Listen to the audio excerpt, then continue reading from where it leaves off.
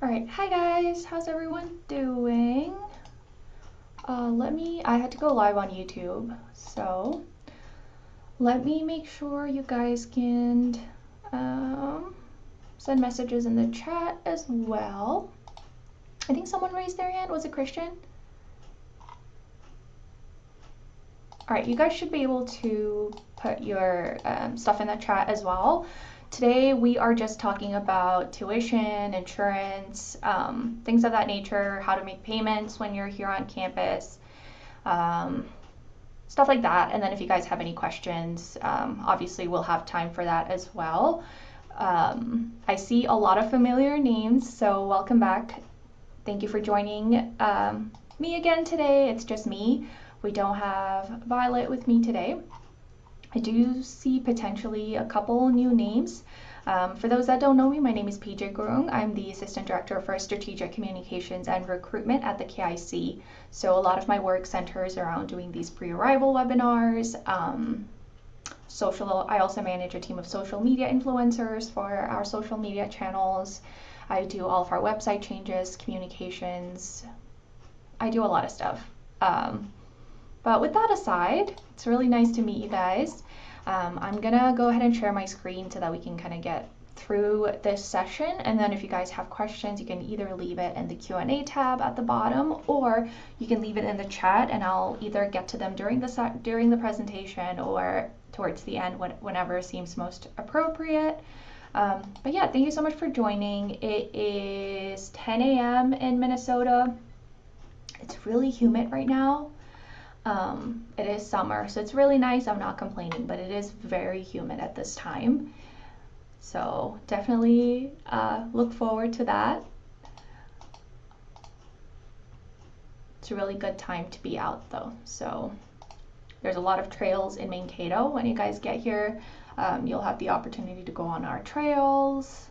There's a lot of hiking spots, which is really nice. So just a lot of outdoor stuff to do. Minnesota is really beautiful. Okay, with that, I am actually gonna not do that. I'm gonna try it a different way.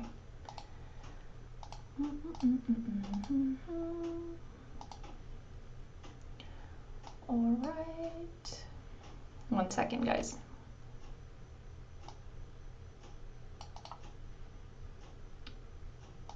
Okay.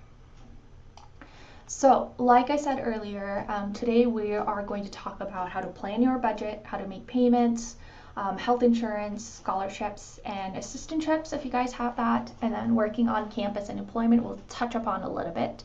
That's usually also a category that we tend to get a lot of questions for, so if you guys have specific questions, let me know and I will answer them. All right, so primarily the first things first. At this stage, I'm assuming that either some of you guys already have your visa or you are going to go to your interview soon, or you've already kind of begun that process because orientation is officially in 4 weeks. Let me see. Yeah, it's literally in 4 weeks. It's a month away, which is insane. This summer, I don't know, this year's gone by really fast for me. I don't know about you guys, but it's gone really fast. Yeah, I can't believe it's almost July. But yeah, orientation's in 4 weeks, so very exciting. We have a lot planned, a lot in store for you guys. There's usually, obviously we have the orientation element, but we also, our retention team really does a great job of hosting social events. Those are typically optional, but I really recommend that you go because that's a great way to make friends. During my orientation, I made a lot of friends and I'm still friends with them till this day. Everyone's starting on the same page, so it's a great time. Be open, say hi to people that are sitting next to you when you're in line, stuff like that, and just make friends. But with that, kind of in the same vein, I would like for you guys to kind of start thinking about your budget. Obviously, we have the I-20 that we give you guys that have the estimated cost of attendance for, say, your tuition and fees, your living expenses. Again, these are all estimated fees. So We're not guaranteeing that that's how much everything is going to cost, but again, we have the tuition and fees, your living expenses. Health insurance is obviously a set amount each year. Books and supplies, personal expenses, those are really up to you. Living expenses, what you see on the I-20 is for if you decided to live on campus. However, again, that living expense could look very different if you decided to live off campus with a few other roommates or maybe even by yourself. So just a few things to think about. Some other things that are not included in the budget, obviously, is the $350 CVIS fee that you pay. Your CVIS I-901 fee is valid for 1 year. So if you, crossing my fingers, if you were to go for your interview soon and you were denied and you had to defer to the next semester, if it's within that 1 year time frame, you will not have to repay that $350 fee. There's the visa fee, that's $185 typically, but again, that's a recurring expense. If you're going for a second visa interview, you're gonna have to pay that again. So again, I understand it's pretty costly, but that's just what the fees look like. And obviously the other things that you might wanna think about is your travel expenses. So airfare, shuttle from the airport to Mankato. If you were not in our travel to Mankato session last time, you can watch that recorded session on our YouTube channel. That's housed there. We talk about the shuttle service that we recommend, how long it takes to get from MSB to MSB, which is the Minneapolis-St. Paul Airport, to Mankato, Minnesota, how long it takes, what we recommend, and also things to think about when you're getting through Customs and Border Patrol, especially if that's your port of entry, and other expenses.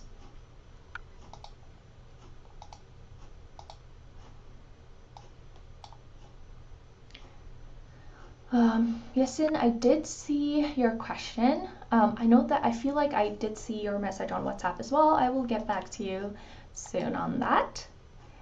All right, so here is the breakdown of the undergraduate tuition and costs. The graduate cost looks a little bit different. As you can see, the tuition rate is a little different.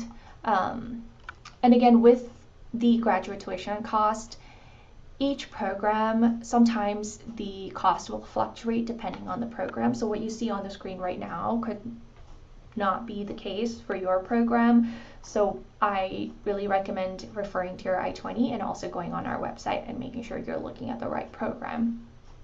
For undergraduate, this is what it looks like. There is typically some sort of small increase every year, and that usually gets posted on our website right away. Same thing with the graduate tuition and cost. Now, the one thing that I get asked a lot when it comes to tuition and fees from our students is, do I need to pay before I even come to campus? No. The one thing you are going to have to pay for, which is mandatory, again, it's required, is your health insurance payment. That needs to be done during the week of orientation before you register for classes. So the first or second day that you're here, we're going to take you to the cashier's office and make sure you pay for that. You are billed per semester, so you're not going to get billed the $12,000 that you see on here. You're getting billed each semester, and then that amount usually reflects on your e-services a week after you register for classes. So orientation week, it's very important that you're here for orientation week because of that reason and why it's mandatory. We take you to pay your student health insurance, which is mandatory. We also get you your math cards, make sure you have that. We also make sure that you take your placement testing if you need to take any. And then after you've paid your health insurance, on Wednesday or Thursday is when class registration typically takes place. Orientation fee is $200, which is put onto your account the week after orientation. And you're also billed for your tuition after you register for classes. So it might not even show up on your e-services at this time. With making payments, we do have a few options available for you, and at any point, if I'm talking too fast or if you want me to clarify anything, or if I need to clarify anything, just let me know. So with the payment options, you can either pay online if you're home right now and you want to just pay, and you already have your visa, I should say. If you already have your visa and you're already set to come here and you want to just pay your health insurance right away, you can do that online on your e-services. That's one way to do it. It's easy, right? Or you can also pay in person. You can bring cash or credit card, debit card, Apple Pay, any of that works. The other thing to also note is we also have an option with Flywire. I think I talk a little bit in depth about Flywire in just a second. Yes, so Flywire is really user-friendly in a sense that you can pay from any country and any bank, usually in your home currency. You save on fees and exchange rates compared to traditional banks, and you can also choose from multiple payment options, including international credit cards and country-specific. And there's a lot of things that you can do. If you want to learn more about how Flywire works and what the exchange rate might look like and things of that nature, if you go to this website, mnsu.flywire.com, it will kind of show you everything, and you can also go to their FAQ page and get to know more about that option as well. But obviously, you can also use credit card. The other thing that students ask me a lot is if they can enroll in automatic monthly payments. We do offer some monthly payment plans for students. However, these are time sensitive and you need to sign up for it in advance in order to get the monthly plan. There is an enrollment fee that comes with it, and you still need to make a payment each month. You cannot miss out any payments. If you have any unpaid balance by the end of the semester, so fall, by the end of the semester, if you still have unpaid payments, then you are not going to be able to register for your classes for the spring semester. There's going to be a hold on your account. So it's really important that you're paying off everything on time also. I can share more details about the automatic monthly payment plan options in the chat after we're through with the presentation. If it's something that you're interested in, I highly encourage you to look into it. Now, again, we already talked about Flywire. It's a very user-friendly option. They also give you pretty good exchange rates compared to other traditional banks. So even if you don't end up using Flywire, I think it's still a really good idea to look into it at least and see, and kind of just check it out, doesn't take too much of your time. Now, student health insurance is the other part. Student health insurance is mandatory. It cannot be waived. It cannot be paid in two payments or 3 payments. It needs to be paid in one payment in full during orientation week. You must have the funds to pay for your student health insurance during orientation. Otherwise, there's going to be a hold on your account and you're not going to be able to register for your classes. So please ensure that you come to campus with the funds for insurance, health insurance. Scholarships. If you are an undergraduate student, you know that you have received the International Maverick Scholarship. I know it says 7,200, but it's 7,678, so it's actually a lot higher than it was a few years ago. This is also a great thing to bring up during your visa interview if you're still waiting for your interview, is that you did get the International Maverick Scholarship, and you can continue to get this scholarship until you graduate as long as you maintain your F1 status and maintain a 2.5 GPA or a 3.0 cumulative GPA. Enrolled students, after you're enrolled on our campus, you can continue to apply for scholarships as well. It's not that this is the only scholarship you can have. You can find other scholarships and get more funding. The one thing to look out for, the 1 month to look out for in the whole year is February. February at MSU is scholarship month. This is where hundreds of scholarships open up. I think a few years ago, we had about $5 million in scholarship funding. So there are a lot of scholarships available this month. It's only open for the month of February, so you need to be really quick. You need to apply to as many as possible. The one advice I do give when it comes to scholarship month is typically a lot of the scholarships will ask that you have a reference. So you need to either talk to your professors, supervisor at work. You need references. You need professional references. It can't be your friend or anything like that. So just keep that in mind. If you guys are planning to live on campus, here is a few things to think about. Now, the I-20 that you get has the on-campus housing information, which is $13,000 and some change for housing. That is typically for 9 months. If you are choosing to live on campus, you are signing a contract. You have to apply on e-services. There's a deposit as well.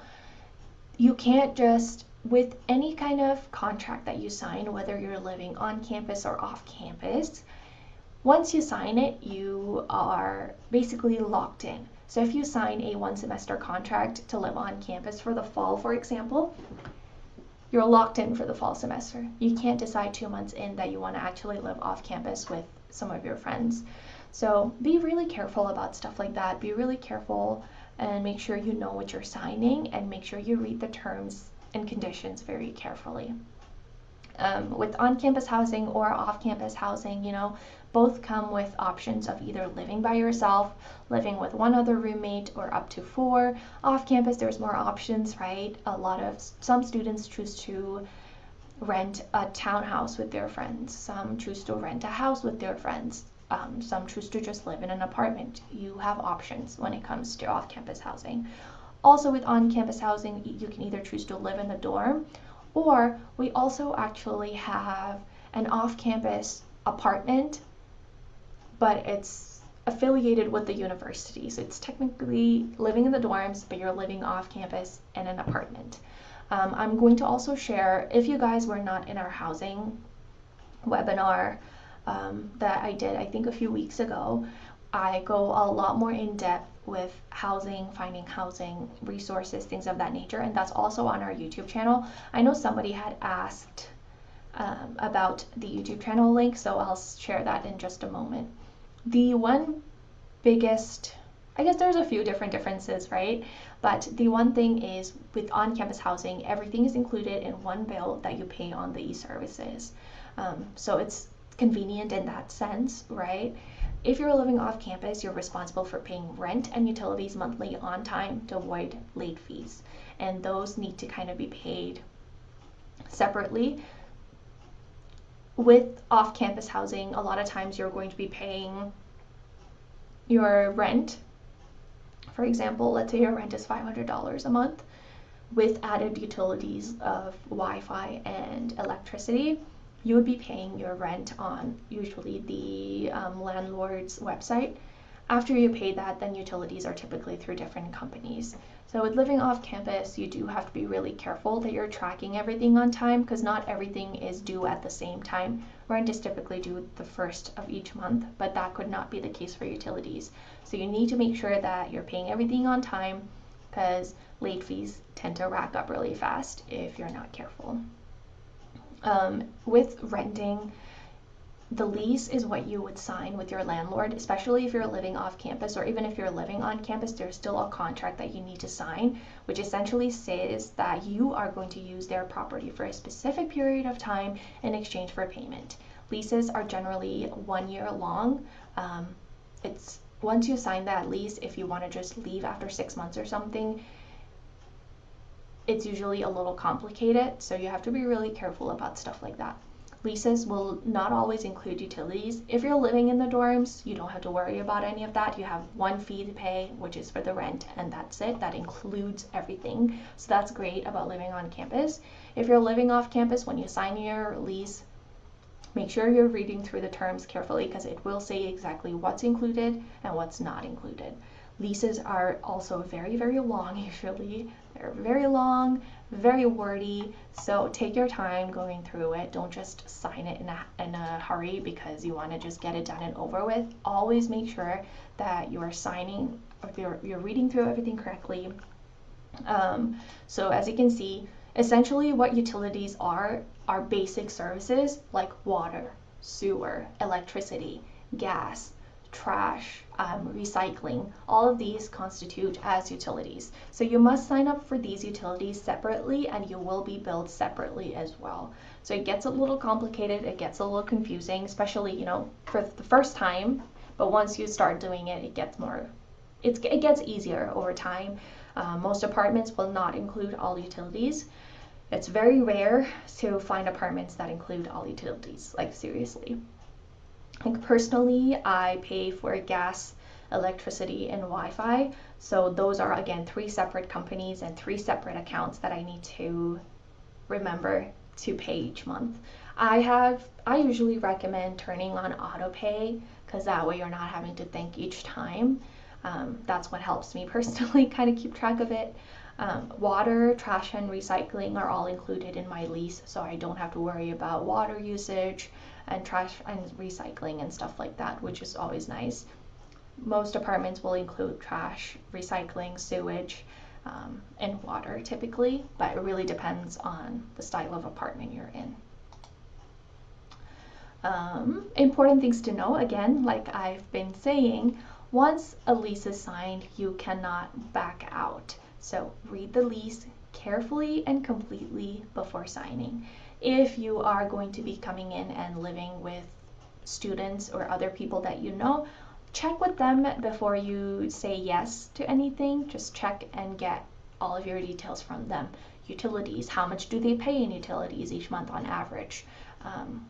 How close is it to campus? All of that is very important to understand and know. So ask your questions. I always say that it's better to ask questions than to not ask questions. So ask as many questions as you need. Make sure you are completely clear on everything, because once you sign it, you cannot back out. You cannot just leave the apartment midway through the lease. The lease will also include other relevant information like owning a pet, noise violations, what is considered quiet hours for your unit or your apartment neighborhood. All of that's going to be in the lease. Sometimes apartments will not allow pets, so if you are someone that wants to get a pet eventually, you're going to want to make sure you get an apartment that allows you to have pets. I have a cat. I have a cat personally. Her name is Micah. So in order to have her, I had to pay like $200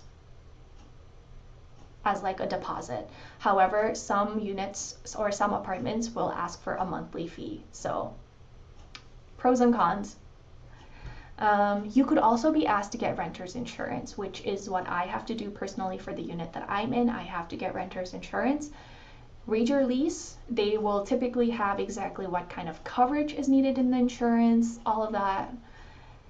I know that it's a lot of information and it can be pretty confusing, which is why it's very important that you guys start early looking for apartments, that you are asking the right questions, starting early, and just reading the lease very carefully before you do anything.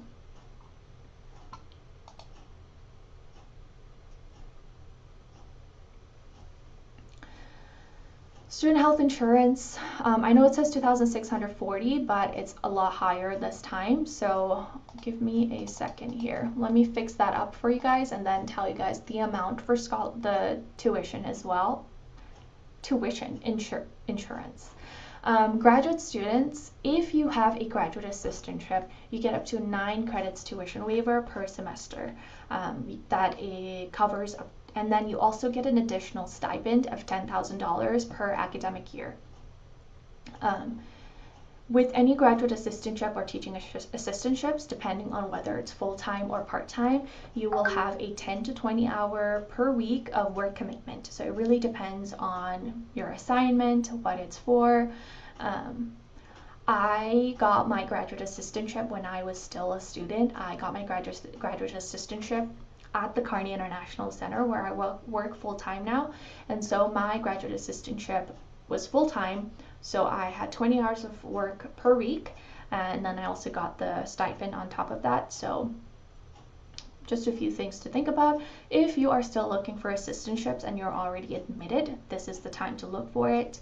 You can only apply for assistantships after you've been admitted. Students with a GA will still need to show funding, so even if you get a GA, you'll still be required to show that you can afford to pay your tuition. On-campus employment is another question that I get a lot. If you are an undergraduate student, so if you're here for a bachelor's degree, you can work up to 20 hours per week during the semester. During winter break, summer break, spring break, you can work up to 40 hours per week. So you can work full-time during breaks. However, during the semester, you're working about 20 hours. Graduate students can only work up to 14 hours per week year-round unless you're working as a GA or TA, like I mentioned earlier. You can apply for employment after enrolling at MSU through a website that we call Handshake. I can show that to you guys a little bit in just a moment here, what that looks like. However, I always tell students, Handshake is a great place to start, but it's also great to start networking and asking people around you, asking departments if they're hiring. That's also another great way to find employment on campus. Handshake is great because it's formal, it's official, you're submitting your resume, you're going through the interview process, but sometimes it's also nice to connect with people outside of that and get to know people and network and find employment that way. If you guys haven't seen our how long it took our students to get a job on campus video that we have posted on our YouTube and Instagram page, you'll see that students will typically mention anywhere from 1 week to 2 months to find employment. And a lot of times students say that they got the employment through referral. So referral is a great way to start. I cannot guarantee that you're going to get a job right away your first semester, but this is also why it's recommended that you start early and you start looking earlier.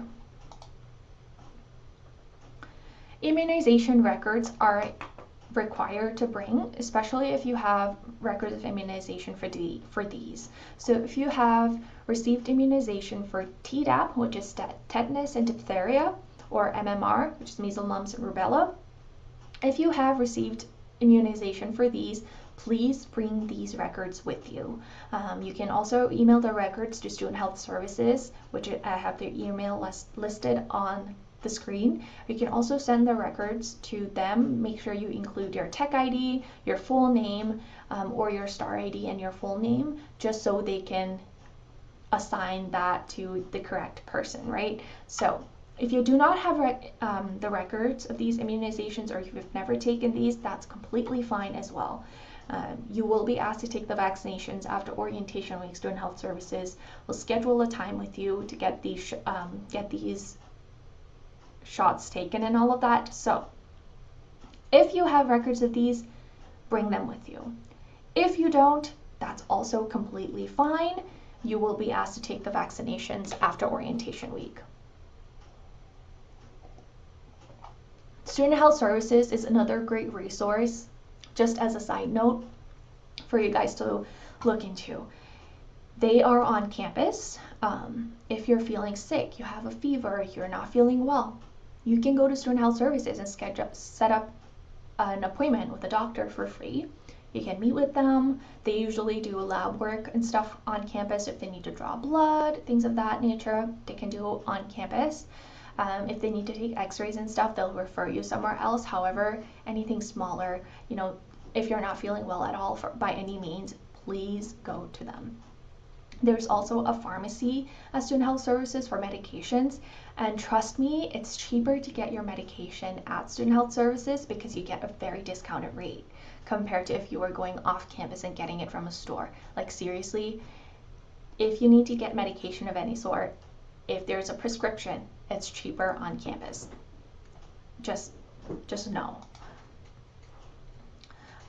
Orientation dates again, August 17th through the 21st. You must arrive on or before 16th. If you're unable to make it to our campus by August 18, you will have to defer to a different term, which would likely be spring 2027, which I cannot believe is already around the corner. I was telling it, like I said at the beginning, time is just moving a little too fast for me this year. I don't know if it feels the same for you guys, but for me at least, it's moving a little too fast, and I don't know how I feel about that. Follow us on social media. We post a lot of content on our social media. You can see our YouTube handle as well as our TikTok. We need to be more active on TikTok, but Instagram and YouTube is where we're the most active. You can see what our current students are up to, their involvements, fun videos, behind the scenes, weekly events and updates, all of that. We're at the home stretch of all of our webinars, which is a little sad for me because I love doing these and I love getting to know you guys, but we only have 4 pre-arrival webinars left. Our next one is going to be on registration, so if you were not at our registration session last time, or if you have questions, please do join us. We have a final visa prep session coming up on July 22nd. Orientation overview, so we're going to talk about everything orientation week, what that looks like, what to expect, when check-in is, where, what, all of that. August 3rd, we're going to have a final placement testing webinar. So if you weren't at the placement testing webinar, this is for undergraduate students. So if you are a graduate student watching this, you don't have to join the placement testing at all. Upcoming Instagram lives, July 23rd at 1 p.m. Central Time. And then I know it says July 4th, but it's actually August 4th at 10 a.m. Central Time. I wanted to share a couple of things with you guys before anything else. The first one was going to be, let me fix that. All right, so the first one was going to be off-campus housing. All right, so this is the website that I was going to recommend to you guys if you're looking for housing off campus. It's great because this is what you will be able to. Tracy asked, will I need to pay for CVIS fee annually after admission to the school? If you're admitted to the school, you've paid your CVIS fee, you have your visa, and you come to campus and enroll, you won't have to. But if you were to pay your CVIS fee now and you didn't get your visa and then you deferred to spring and you still didn't get your visa and you want to go for a third time in the fall, after that 1 year it expires. So then you would have to pay for the CVIS fee again, if that makes sense. Sharon, I will add the YouTube link here in just a second for you. Yasin, my program starts on August 17th and your visa is scheduled for August 16th. I may not be able to arrive by the program start date.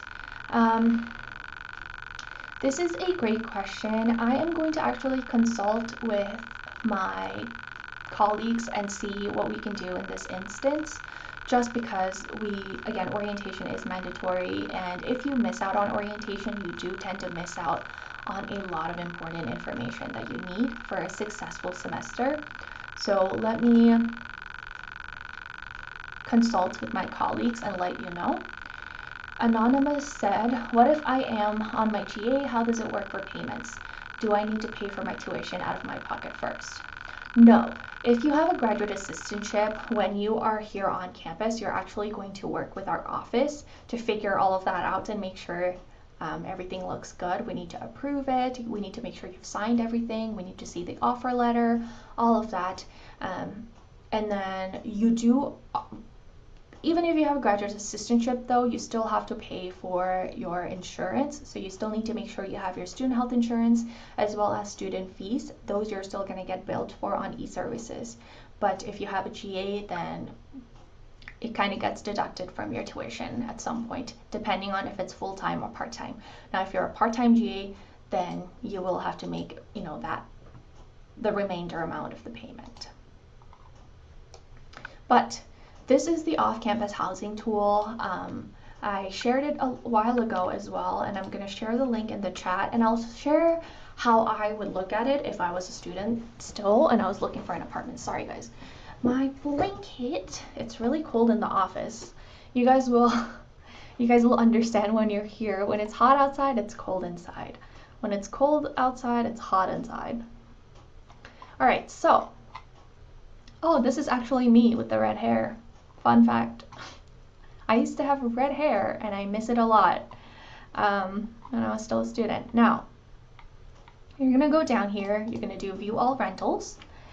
This is great because you can really minimize how close you want to be to campus, or if that doesn't matter to you, you can look further out. If you are a student on campus and you're living off campus, you do have access to our bus, which is, let me do bus tracker. This is also a great tool, by the way, you guys. So this is the entire route that our buses take. We don't have just one bus, obviously, but as you can see, each different color is a different route. Typically, these buses will go to, as you can see, there's bus stops around. You can either see, as you can see, the bus number 1 is moving, which is great. I love that it tracks in real time, because if you were living, for example, let's say you live in College Station, as you can see, there's a few bus stops, right? So the bus is coming here now. So since it's right around the corner, this is when I would start putting my shoes on and going out. So I don't have to go out and just wait at the bus stop if I don't have to. But as you can see, we do have a pretty extensive route. The schedule is also usually all on our website. The one thing is it can be a little confusing, obviously, when you're here the first time. We do have a video on our YouTube page on how to take the bus. You might think that that's such a simple thing, but it gets confusing. This is our Instagram page, in case you guys didn't know. We are pretty active on our Instagram. I think we're the most active on our Instagram, but this fall, I think we're going to try and be more active on our YouTube page. But we also have a video on how to take the bus that we did a while ago. But yeah, you have to show them your student ID card, which is your math card. I'm going to share mine. I'm just going to block off my info here. But this is what it's going to look like.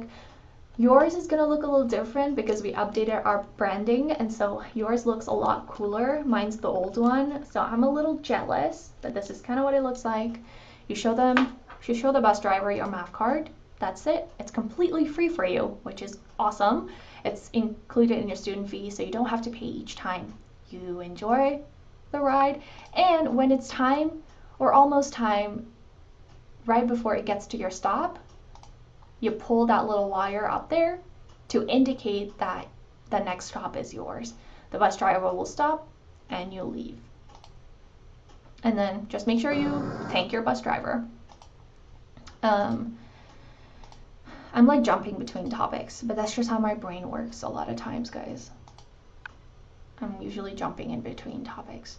So anyway, so again, this is great because you can really get really close to how far or how close you want to be to campus. For today's video's sake, I'm gonna say I want to look at apartments here. Okay, the Grove. All right, let's see what they have. The great thing is they'll show you what's available and what's not available.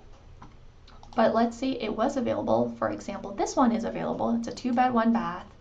It's rent special. Oh, you get a $600 gift card or $50 off per month.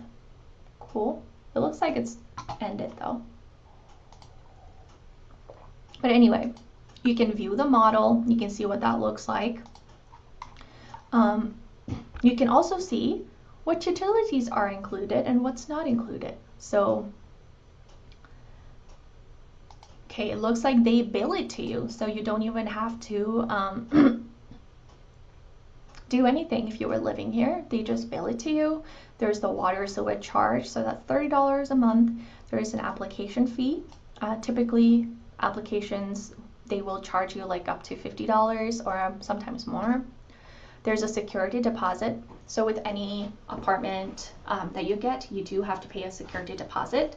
Now that is refundable typically, but let's say you stay there for a year and then you move out, you have to make sure that you leave the apartment in the condition that you first got it. Because after you move out, they're gonna come evaluate the apartment, and if you have left it dirty or if you have broken something, they will take that off of your security deposit, and then whatever is remaining is what gets refunded to you. Just an FYI. So it's very important that you leave the apartment in the condition that you get it. I wanted to see what other options. As you can see here, Summit has apartments for as little as $400, $499 per bedroom. So it's 4 bed, 2 bath. It looks like you get a garage. That's not bad. I think the one thing with Jacob Heights is they have unfurnished and furnished apartments. Unfurnished means there's no furniture in there. Obviously, you have to buy everything yourself.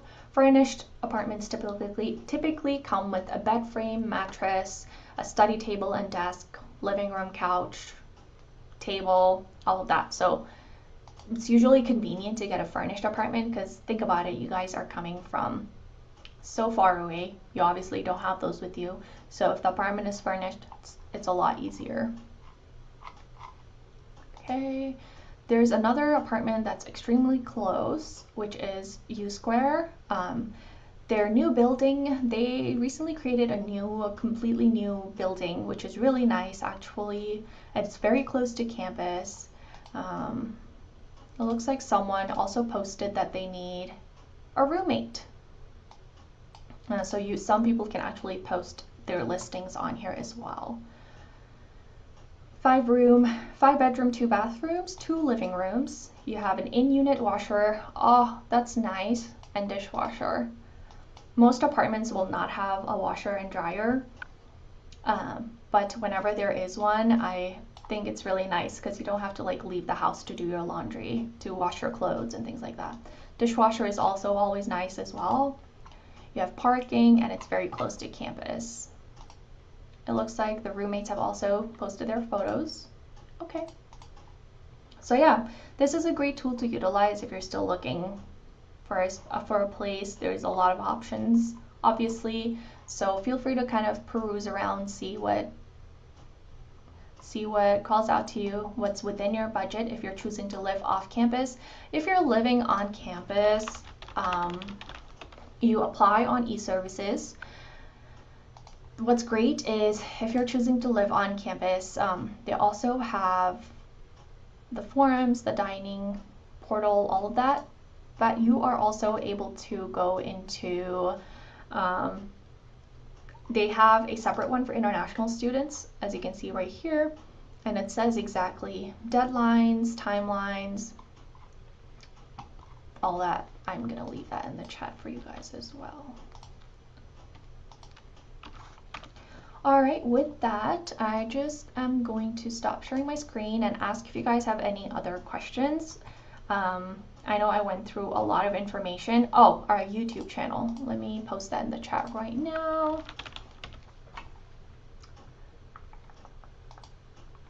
If you go on our YouTube channel and you go to our live, that's where all of our live sessions are stored after the session is over. So if you ever wanted to rewatch this particular session, you can always go to our YouTube channel and do that. You can also look at our other sessions that we've done. I highly encourage you to watch the Travel to Mankato one, just because we have recommended a lot of great resources for you. What shuttle to take, placement testing, all of that.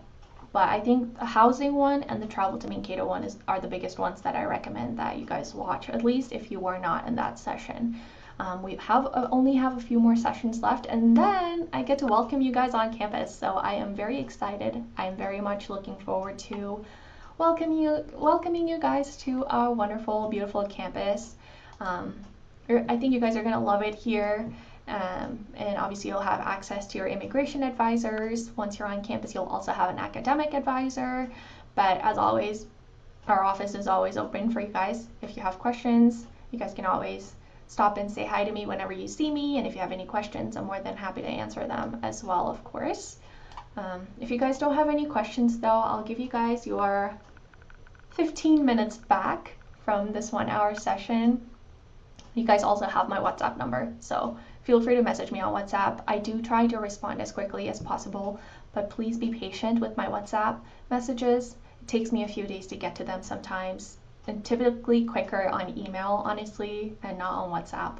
So if you have questions that need immediate attention, email might be better. But yeah, thank you for joining me today. I'll see you guys in the next session. I appreciate you being here. And thank you, Michelle.